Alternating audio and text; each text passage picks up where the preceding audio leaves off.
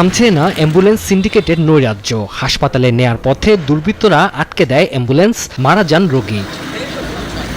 অভিযোগ আছে, অপেক্ষাকৃত কম ভাড়ায় রোগী নিয়ে রওনা হলে অন্য অ্যাম্বুলেন্সের মালিকরা অনেক সময় মাঝপথে আটকে দেয়। মঙ্গলবার রোগী নিয়ে শরীয়তপুর সদর হাসপাতাল থেকে ঢাকার উদ্দেশ্যে রওনা হন স্বজনরা। মাঝপথে 2 দফা আটকে রাখা হয় অ্যাম্বুলেন্স।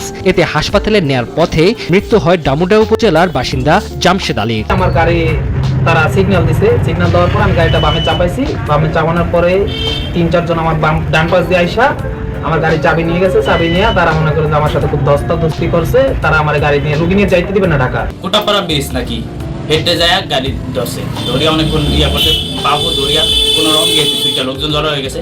তারপরে এই জামতলি নাকি হেঁটে লাড়ি মাড়ি লয়ে ধরছে। যদি এই কাজ করে থাকে তার যে বিচার হয় আইনত ভাবে, সেই বিচারই আমরা করে দিতে হবে। সোজা কথা, এই ঘটনায় বুধবার রাতে মৃতের নাতি বাদী হয়ে সুমন খান, সজীব, পারভেজ ও হান্নানের নাম উল্লেখ সহ অজ্ঞাত 5 থেকে 6 জনকে আসামি করে মামলা করেন। পরে প্রধান আসামি সুমন খানকে গ্রেফতার করা হয়। অভিযোগ দেওয়ার পরে আমরা মামলা নিয়েছি এবং এজার নামে একজন আসামি সুমন খান, যেটা মেইন আসামি, তাকে আমরা গ্রেফতার করেছি। এদিকে সিভিল সার্জন, হাসপাতালের তত্ত্বাবধায়ক, অ্যাম্বুলেন্স মালিক সমিতির সদস্যদের নিয়ে আলোচনায় বসেন জেলা প্রশাসক।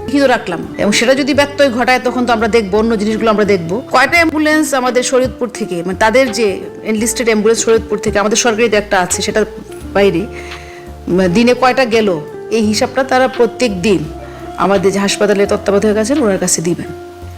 এটা আমরা মনিটর করবো। এর আগে গত বছর 15 আগস্ট অ্যাম্বুলেন্স সিন্ডিকেটের নৈরাজ্যের শিকার হয়ে এক নবজাতকের মৃত্যু হয়। সময় সংবাদ, শরীয়তপুর।